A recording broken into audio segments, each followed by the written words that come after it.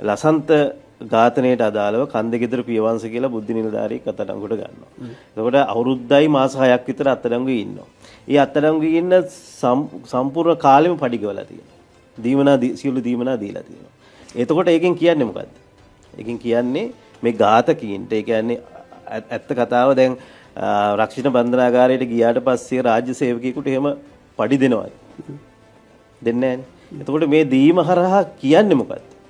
කියන්නේ උඹලා අපි වෙනුවෙන් අපේ කාලේ වැඩ කළා. එතකොට උඹලට අපේ රැකවරණේ තියනවා කියන්නේ. උඹලට අපේ රැකවරණේ තියනවා කියන එක තමයි මේ කියන්නේ. එතකොට කන්දිගෙදර පියවංශයට විතරක් නෙමෙයි ඊට පස්සේ අත්අඩංගුවට ගත්ත උදලාගමටත් ඒ වරප්‍රසාදේ එහෙමම හම්බ වෙනවා. ඒ වරප්‍රසාදයටත් වැඩිය මිනිහා මේ මොකද්ද පිටරටත් යවනවා. විදේශ සේවයේත් ඉන්නවා. ඉතින් ඒ කියන්නේ මේ සැකකරු. හරි. සැකකරු. එතකොට කොහොමද මෙහෙම වෙන්නේ? මේක වෙන දේ තමයි මේ යුද්ධයත් එක්ක මේ යුද්ධයට සූදානම් කිරීමත් එක්ක දැවැන්ත එක පැත්තකින් මොළසේදීමක් කළා. මිනිසුන්ගේ ඔළුව වෙනස් කළා. දැන් කවුද ඇත්තටම දැන් මේ ලසන්ත ඝාතනය කළා. ඒකට වැරදිකාරයෙක් නැහැ. මේක කාටද දැනෙන්නේ? ලසන්තගේ පවුලේ අයට දැනෙනවා. නේ? කාටද දැනෙන්නේ?